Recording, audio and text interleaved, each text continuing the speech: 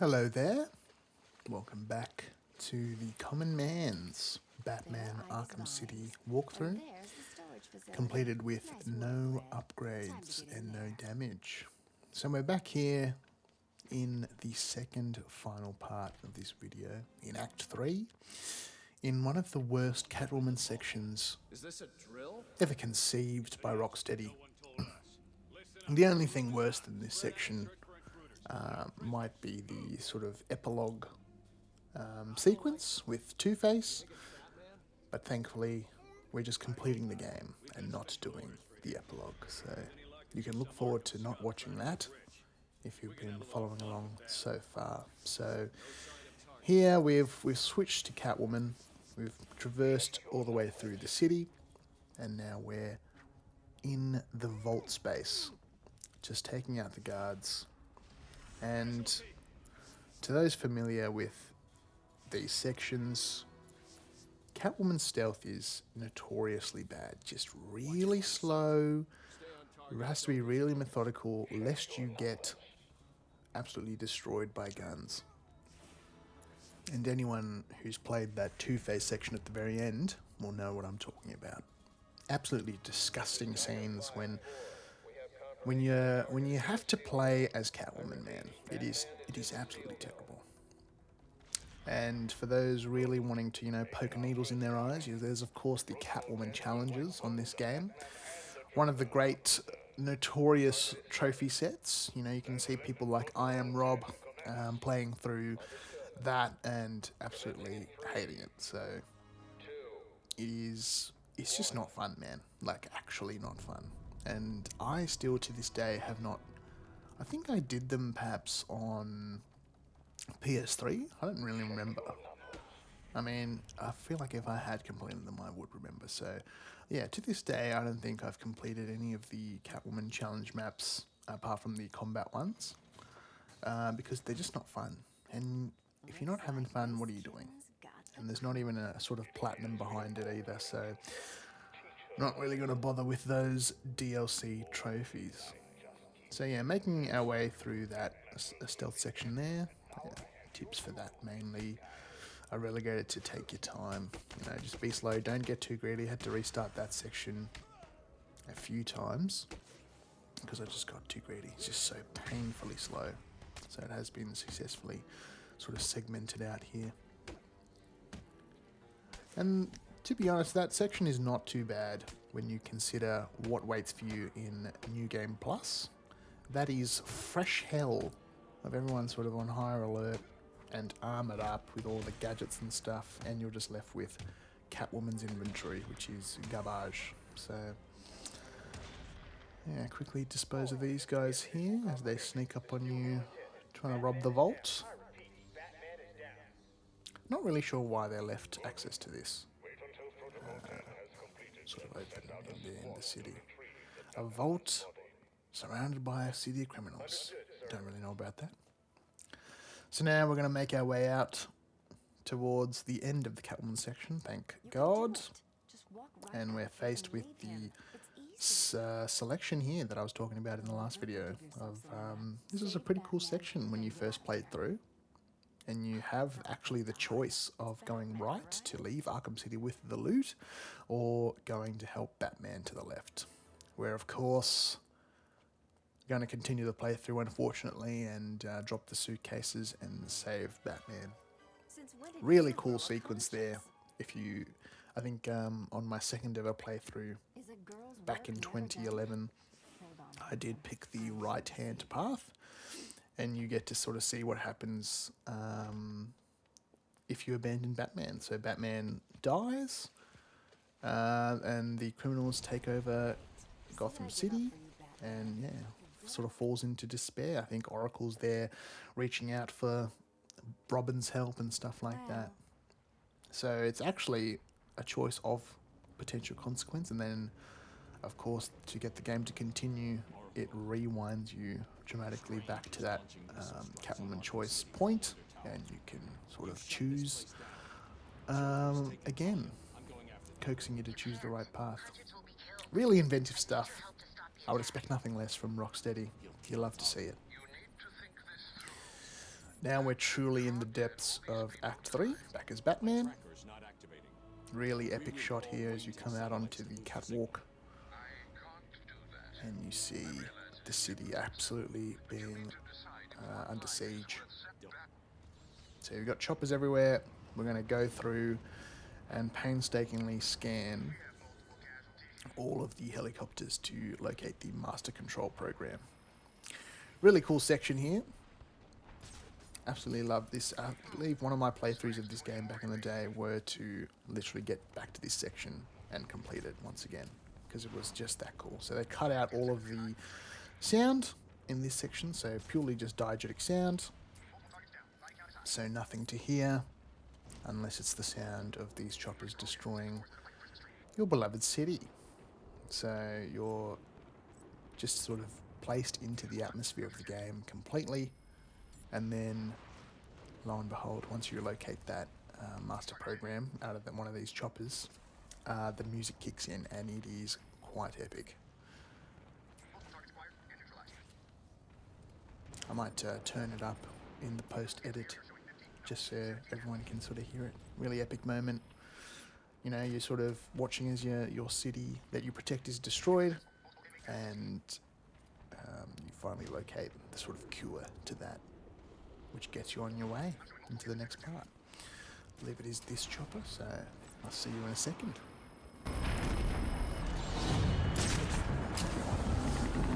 All targets are lit. I repeat, we have multiple successful strikes, all on target.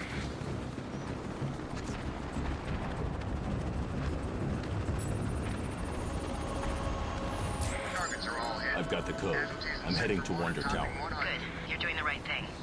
The code should let you intervene. Some epic stuff right there. So now we have the code.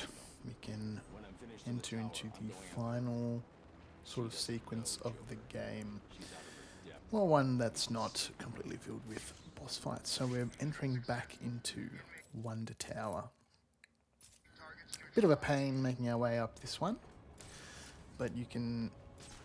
It's great level design. You can sort of feel the game closing in on you as we make our way up a literal tower to the boss, you know. So Dr. Hugo Strange is at the top here, and we're going to make our way inside.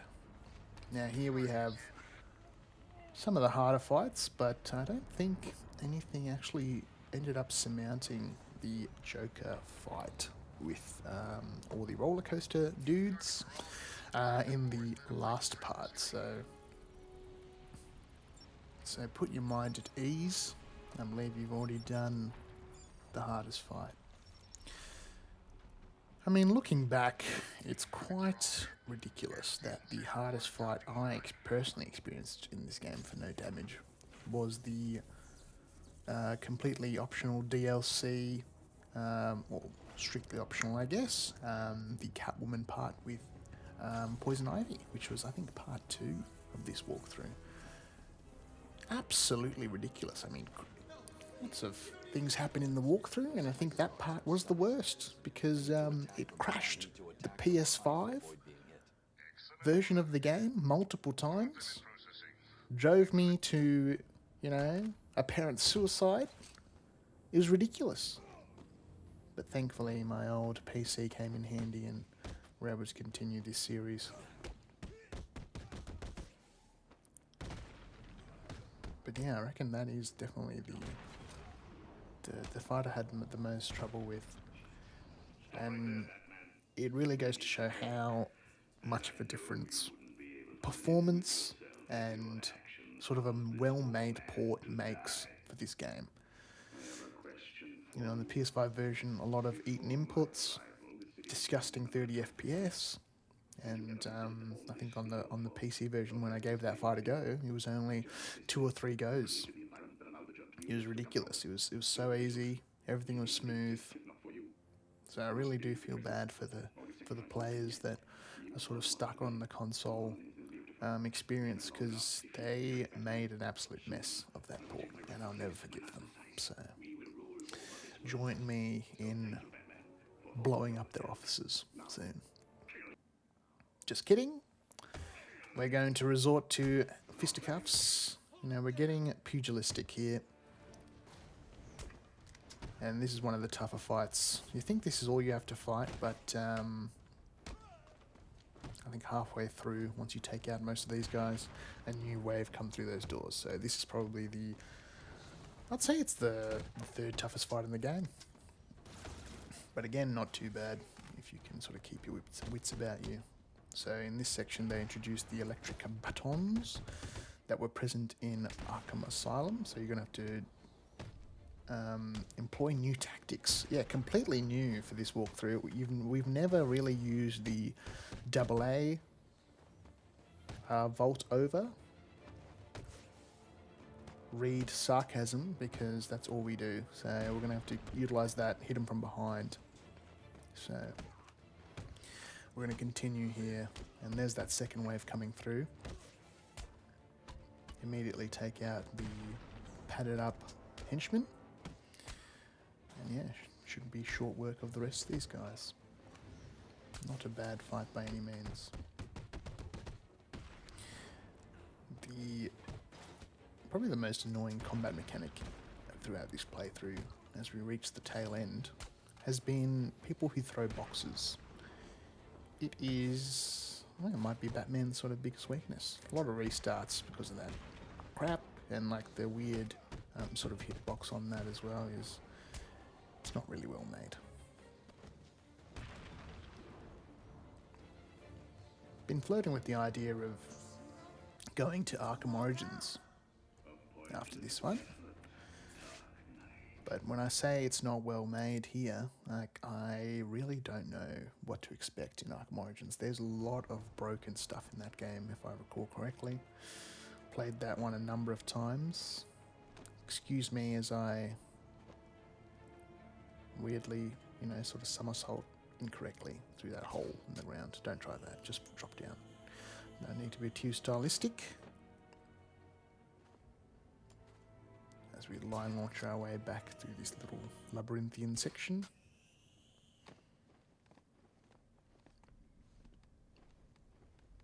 Just need to make our way across this, jump over, and use explosive gel on the ground. And we'll find ourselves in the room of the lady we saved a couple parts ago now. Fiona Wilson, I think. Yep, Fiona Wilson.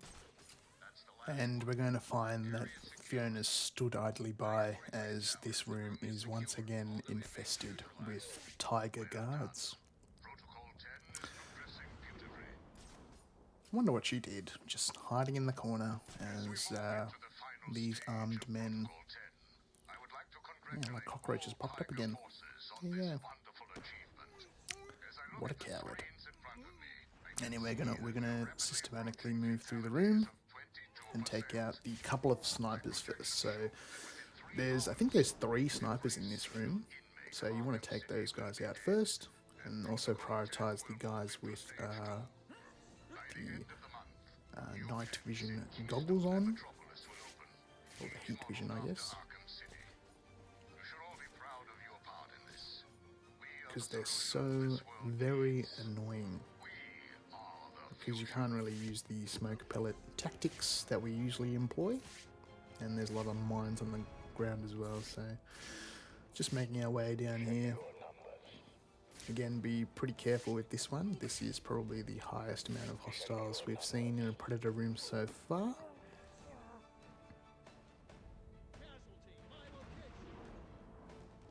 Luckily they haven't sort of employed the ridiculous tactics present in New Game Plus. I just keep getting sort of New Game Plus flashbacks for this, for the hard mode, because yeah, they lace all these gargoyles with explosives, so it becomes a lot harder and really test your Predator ability. But on the hard difficulty here in New Game, really not too bad at all.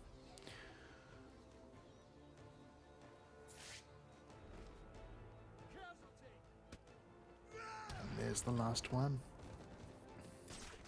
We're going to now make our way back to this middle section, and we'll find there's an elevator there now. So we're not going down into Ra's al Ghul's section here.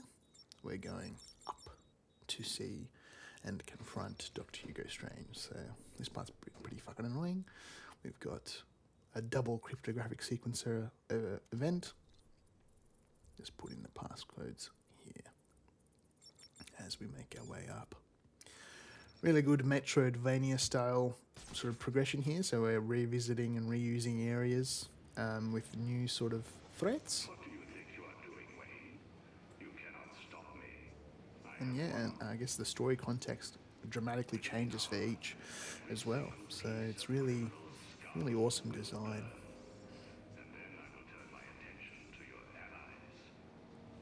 And at the top of this elevator awaits another annoying fight, but pretty cool sort of entrance that Batman can make as well. Really awesome sequence here as we make our way up and see the entire city. You sort of see what's at stake. Just immaculate scripting and sort of screenplay here by Rocksteady. So that entire previous Predator room, Dr. Hugo Strange is rambling on about his plan and what he's going to do with you once he's all done. And he's sort of congratulating his workforce. Really good boss, actually. Really positively reinforcing the atrocities committed down here. I wouldn't mind working for him. Diligent man. So here we're met with 2 more stickmen and a couple of guns, so be careful, you're going to put those down pretty quickly. This sequence took a weird turn as we fight inside the elevator. Here we go. It's basically that Captain America Winter Soldier scene. But yeah, just take these guys out here. I found that Arkham City really doesn't really have a misstep in the execution of this game. Rocksteady was firing on all cylinders here, and they made this game in, what, 2.5 years? It's really impressive what has happened to gaming. I think coming up on the channel we have a nostalgia bait video, and that'll be our series on sort of reflecting on the past and why everything's so shit now. But this franchise and Rocksteady itself is it sort of speaks to what we've seen happen. You know, this game still looks unbelievable for today, with their centerpiece of graphic design being Arkham Knight, of course, and that was released in 2015. And you see a bunch of those posts everywhere, you know, Reddit, X,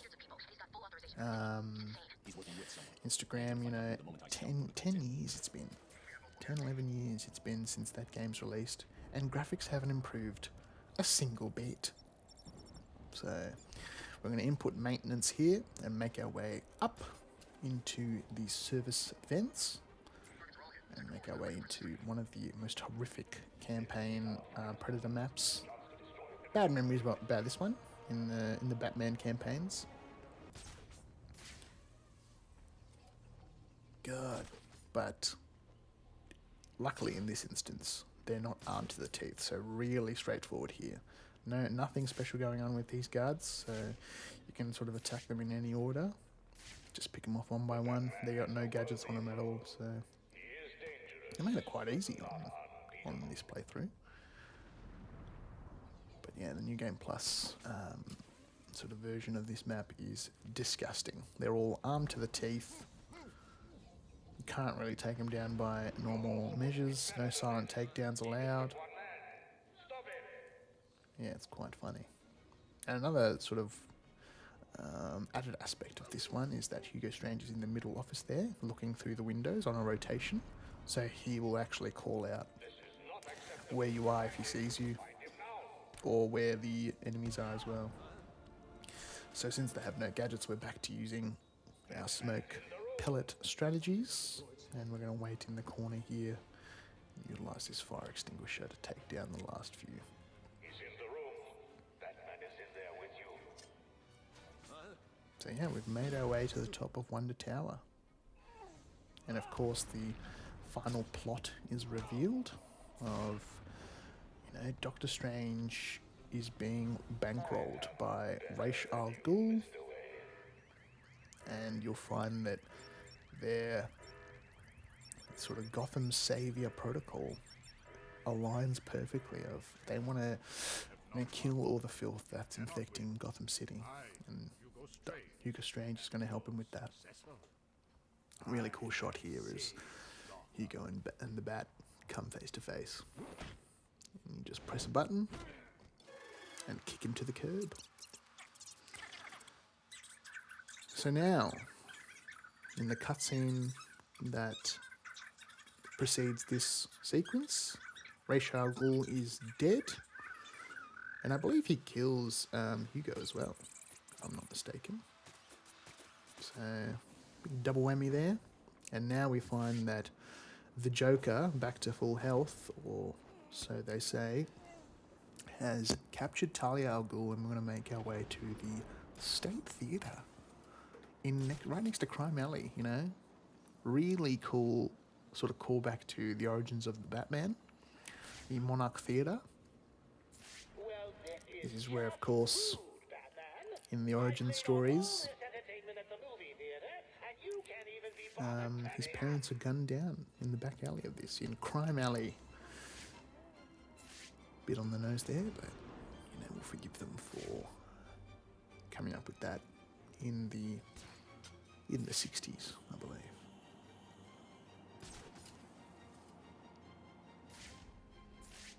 Might have been the 40s. Yeah, post World War II, gotta be. Propaganda. If you didn't know, fun fact, nearly all of the superheroes you ever come across, they're all driven by, they're pushing these sort of westernized values of, hope and peace and justice, stuff like that. It's all it's by design, let's say. You've got the secret intelligence agencies of the world sort of pushing this stuff into the populace, and that's why these characters are so popular. In a Cold War era, is this something that people push all these superheroes, all CIA? Really interesting stuff if you want to look into that. As we take out a bunch of snipers that the Joker's recruited. Pretty straightforward sequence here though, guys, so make your way around anti-clockwise, I think, from the back. And make sure to, do not linger anywhere where the lasers are pointing, basically. Pretty straightforward stuff. And of course, if you do plan on getting caught, use the disruptor to take out those snipers before they get you, because they brutalize you on this difficulty. As we move into the final boss fight in the Monarch Theatre. Thanks for watching, folks.